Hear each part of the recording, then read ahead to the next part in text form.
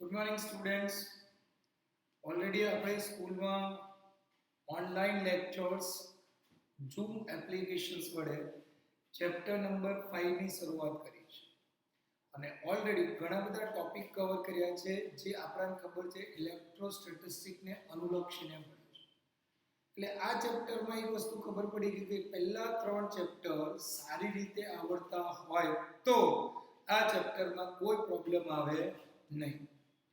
બીજી એક વસ્તુ કે પહેલા 3 ચેપ્ટરમાં ખાસ કરીને 3 ની જગ્યાએ 2 ની વાત કરીએ તો અમુક મુદ્દાઓ તો ડાયરેક્ટલી ચુંબકત્વના જે મુદ્દાઓ એ વિદ્યુત ક્ષેત્રમાં કન્વર્ટ કરવાના છે, એટલે સંજ્ઞા પદ્ધતિમાં માત્ર ફેરફાર છે. બીજી એક વસ્તુ વિદ્યાર્થીઓ, આ 5મા ચેપ્ટર ચુંબકત્વ અને દ્રવ્યને 2 ભાગમાં વિભાજિત છે.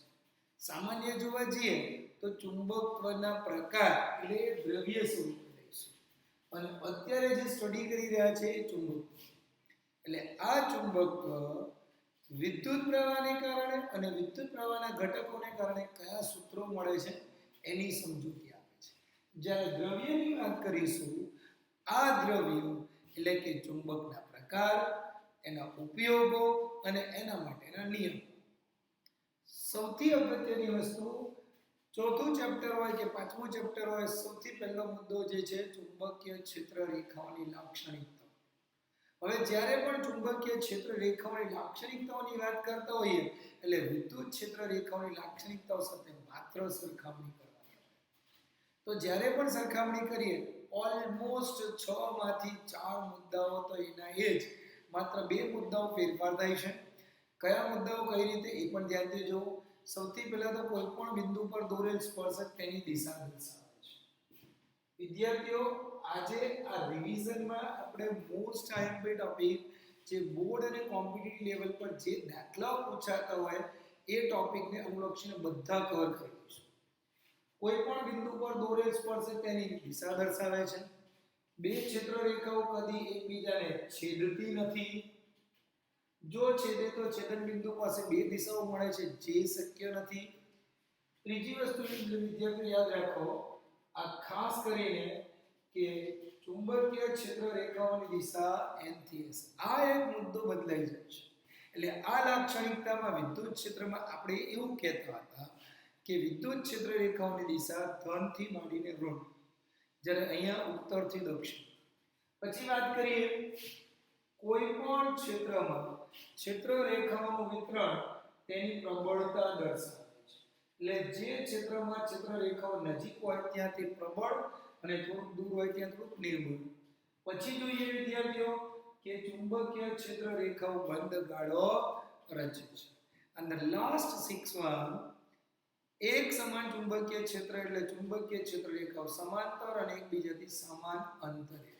આ 6 લાક્ષણિકતાઓ, જેમાં 2 લાક્ષણિકતાઓ જે ફેરફાર જે દેખાતો વિદ્યુત ક્ષેત્રને અનુલક્ષીને એ માત્ર આ 2. એટલે વિદ્યુત ક્ષેત્ર રેખાઓની દિશા ધનથી ઋણ અને જ્યારે અહીંયા ચુંબકીય ક્ષેત્રમાં ઉત્તરથી દક્ષિણ.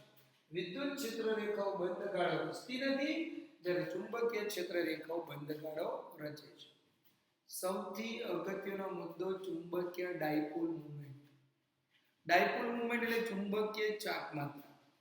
એકબીજાથી પરિમિત અંતરે રહેલા 2 વિજાતીય ધ્રુવોથી બનતા તંત્રને એકબીજાથી પરિમિત અંતરે અને સમાન મૂલ્યોએ અને વિજાતીય ધ્રુવોથી બનતા તંત્રને આપણે ચુંબકીય ડાયપોલ મોમેન્ટ કહીએ છીએ. હવે આ ડાયપોલ મોમેન્ટ માટે પણ 2 સૂત્રો, m અથવા mu અથવા કેપિટલ M, અને એ પણ સદિશ સ્વરૂપે. એટલે કે ચુંબકીય ડાયપોલ મોમેન્ટ સદિશ રાશિ is equal to ps into 2l અથવા NIA. જો ગજ્યો ચુંબક હોય અથવા ગુચડો હોય અથવા સોલેનોઇડ અથવા ટોરોઇડ હોય તો ડાયપોલ મોમેન્ટ NIA. અને જો માત્ર ગજ્યો ચુંબક લઈએ જેમાં વિદ્યુત પ્રવાહનો પસાર ના થાય તો માત્ર ગજ્યા ચુંબક માટે આ અને ગુચડા માટે આ સમીકરણ. એટલે ps into 2l, ps એટલે કે પોલ સ્ટ્રેન્થ, ધ્રુવ સામર્થ્ય, ધ્રુવની પ્રબળતા. 2l એટલે કે બે વચ્ચેનો અંતર. માત્ર સરખામણી કરીએ વિદ્યાર્થીઓ એમાં q into 2a જ્યારે અહીંયા જે છે ps into 2l અને આ વધારાનું n i a n આટાઓની સંખ્યા એ આડછેદનો ક્ષેત્રફળ અને i વેક્ટર પ્રવાહ. હવે આના પછી વાત કરીએ ટોર્કની વાત કરીએ. એક સમાન વિદ્યુત ક્ષેત્રમાં ટોર્કનો વ્યવહાર એટલે p ક્રોસ e. જો ચુંબકીય ક્ષેત્રની વાત કરું તો m ક્રોસ b એટલે m b sin θ. સૌથી અગત્યનો પોઈન્ટ કે ચુંબકીય ક્ષેત્રમાં આવર્તકાળ હોય, આવૃત્તિ હોય અને ચુંબકીય ક્ષેત્ર શોધવાનું હોય તો અથવા એક સમાન ચુંબકીય ક્ષેત્રમાં ડાયપોલનો વ્યવહાર અથવા ચુંબકીય ધ્રુવોને અનુલક્ષીને સરળ આવર્ત ગતિ સમજાવો. સૌથી પહેલા વિદ્યાર્થીઓ યાદ રાખો કે આપણે ખબર છે એક સમાન ચુંબકીય ક્ષેત્રમાં torque the tau is equal to n cross b. હવે n cross b એટલે એના પરથી tau is equal to mb sin theta, જ્યાં theta m અને b વચ્ચેનો ખૂણો છે. હવે જેટલું ટોર્ક લાગતું હોય સમતોલન સ્થિતિ માટે એટલું જ પુનઃસ્થાપક ટોર્ક લાગશે. ન્યૂટનના ગતિના ત્રીજા નિયમ મુજબ આઘાત અને પ્રત્યાઘાત સરખા પણ દિશા પરસ્પર વિરુદ્ધ એટલે આના માટે પુનઃસ્થાપક ટોર્ક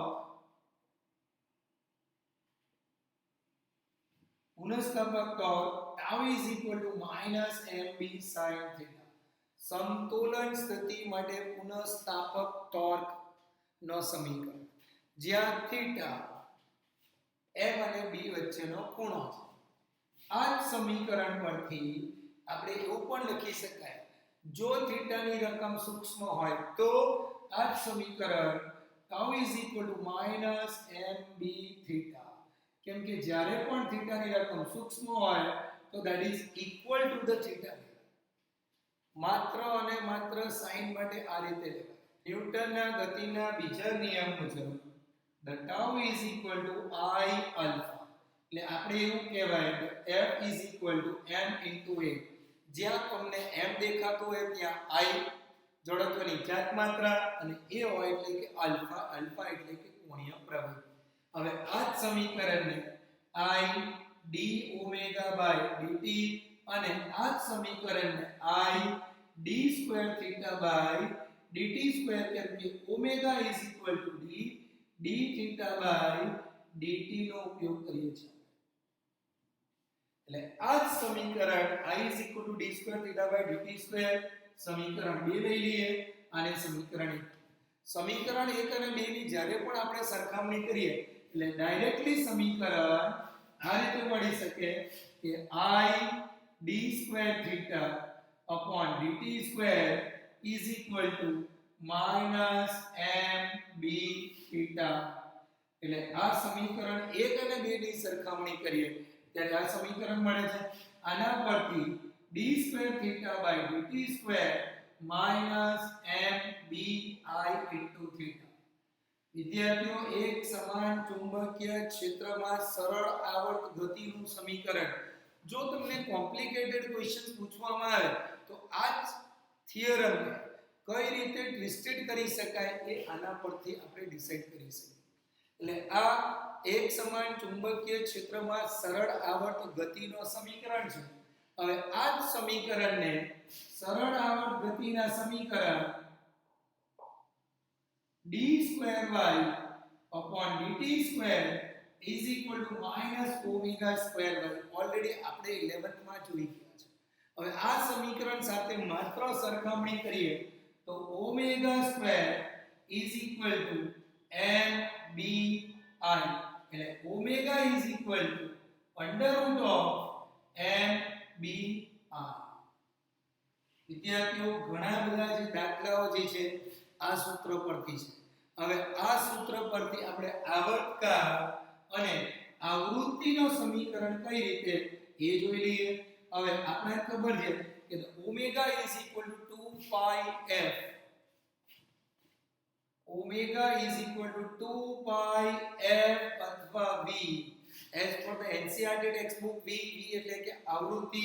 આ જ સમીકરણની રકમ મૂકી દઈએ એટલે કે m b upon I તો v ની વાત કરીએ, v એટલે આવૃત્તિ, v is equal to 1 upon 2 pi under root mb upon I. આવૃત્તિ અને આવર્તકાળ એકબીજાના વ્યસ્ત પ્રમાણમાં છે, તેથી આવર્તકાળ that is equal to 2 pi under root I upon mb. આ બે સૂત્ર મોસ્ટ ટાઈમ. બીજી એક વસ્તુ કહું તમને વિદ્યાર્થીઓ, આ સૂત્ર પરથી આપણે ઉદાહરણના દાખલાઓ અને સ્વાધ્યાયના દાખલાઓ કરીએ છીએ. ઓલરેડી પહેલા ઉદાહરણની વાત કરીએ, ડાયરેક્ટલી સૂત્રને કરતા બનાવવાનું છે ચુંબકીય ક્ષેત્રને, એના પરથી આપણે ડાયરેક્ટલી ચુંબકીય ક્ષેત્ર તારવી શકીએ છીએ. હવે ડાયપોલની ઊર્જાની વાત કરીએ તો ડાયપોલની ઊર્જા એટલે ડાયરેક્ટલી કાર્ય ઊર્જા પ્રમેયના સિદ્ધાંતને અનુલક્ષીને તારવાનો. હવે કાર્ય ઊર્જા પ્રમેય એટલે કે W U delta K. હવે એના પરથી જો ડાયપોલની ઊર્જાનો સમીકરણ તારવાનો હોય તો ઊર્જાનો સમીકરણ આપણે ડાયરેક્ટલી કઈ રીતે તારવી શકીએ? એટલે જો ઊર્જા માટેનું સમીકરણ the U is equal to W is equal to integration F into dx. બળ અને સ્થાનાંતરના ગુણાકારને આપણે કાર્ય કહીએ છીએ. પણ હમણાં જો એક સમાન ચુંબકીય ક્ષેત્રમાં જ્યારે પણ ડાયપોલને મૂકો એટલે પરસ્પર વિરુદ્ધ દિશામાં બળ લાગે, જેના કારણે ચાક ગતિ કરે છે. એટલે એક સમાન ચુંબકીય ક્ષેત્રમાં ડાયપોલ ચાક ગતિ કરે છે. હવે ડાયપોલની ચાક ગતિની વાત કરતા હોય એટલે કે વર્તુળાકાર ગતિ, એટલે u is equal to integration tau d theta. સ્થાનાંતર કોણીય સ્થાનાંતર હમણાં જ આપણે જોયું, tau એટલે કે m b sin theta અને d theta. કેમ કે આપણને ખબર છે the tau is equal to m cross b, cross એટલે કે sin.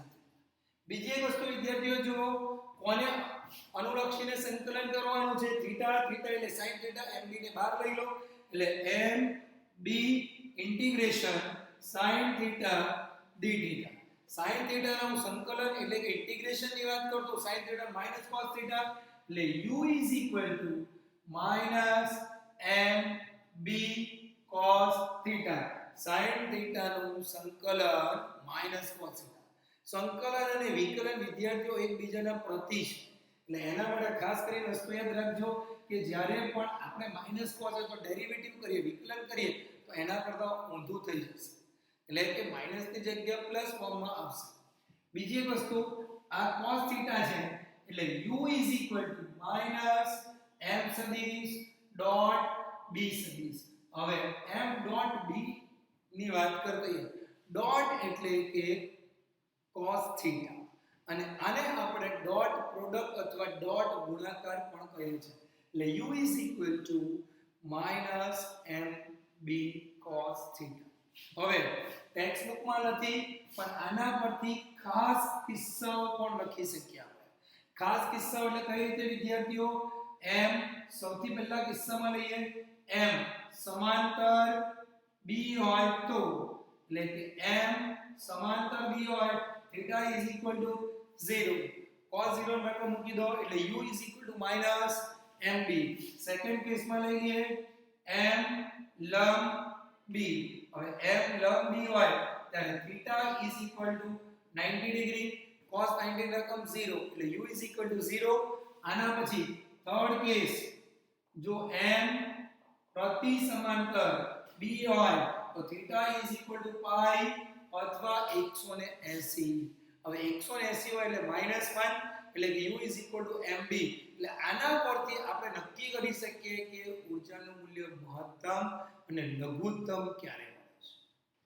હવે અત્યાર સુધી આપણે જે 1 થી 3 ચેપ્ટર જોયા અને ચોથા પાંચમા ચેપ્ટરમાં જે પણ અત્યારે ઘટકોની સરખામણી કરીએ તો ચુંબકત્વના અને વિદ્યુત શાસ્ત્રના ઘટકોમાં શું સામ્યતા છે વિદ્યાર્થીઓ એ જોઈએ. ખાસ કરીને આ ટોપિક અત્યારે જે કરવો જોઈએ યાદ રાખજો કે જેથી તમને મેગ્નેટિઝમ્સ એટલે કે ચુંબકત્વ અથવા ઇલેક્ટ્રોમેગ્નેટિઝમ માં કોઈ પણ જાતના ઘટકોની પ્રોબ્લેમ આવે નહીં. એ પણ કહીએ કઈ રીતે? સૌથી અગત્યની વસ્તુ કે આપણે વિદ્યુત શાસ્ત્ર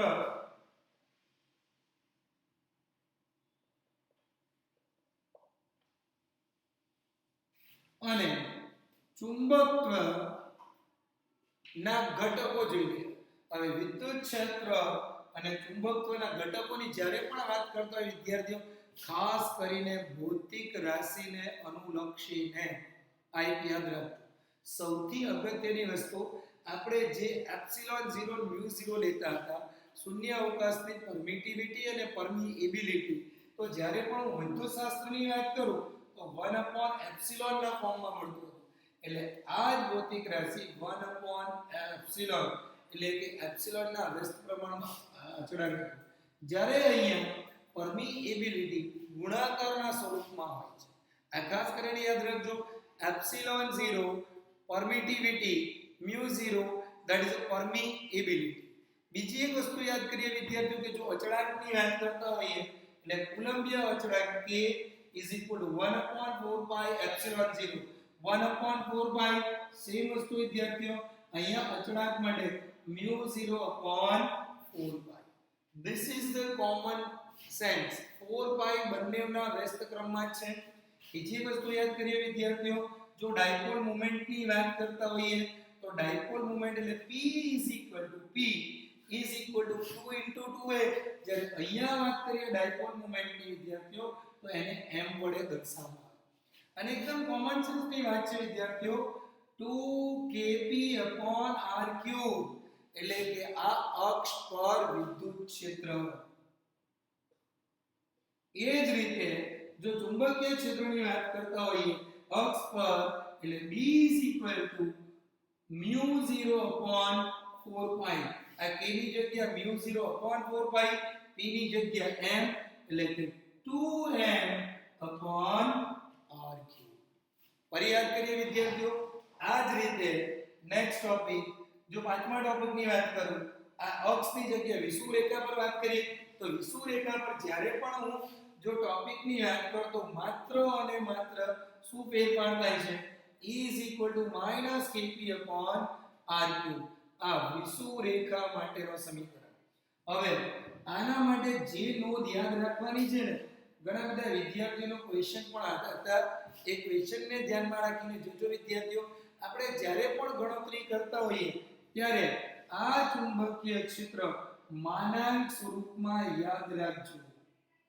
માનાંક સ્વરૂપના વાત કરીએ એટલે આ જ સમીકરણને આપણે પોઝિટિવ જ લેવાનું. આપણે જેટલા પણ ઉદાહરણ કે સ્વાધ્યાયના દાખલાઓ જેટલા પણ જોઈએ ચુંબકીય ક્ષેત્ર, જો હું વિષુવૃત્ત રેખાની વાત કરતો તો directly B is equal to mu 0 upon 4 pi m upon r cube એટલે એને માનાંક સ્વરૂપે જ લેવાનું છે. હવે આની સાથે સાથે બીજા ઘટકોની વાત કરીએ, ટોર્કની વાત કરતા હોઈએ તો અહીંયા tau is equal to P cross E.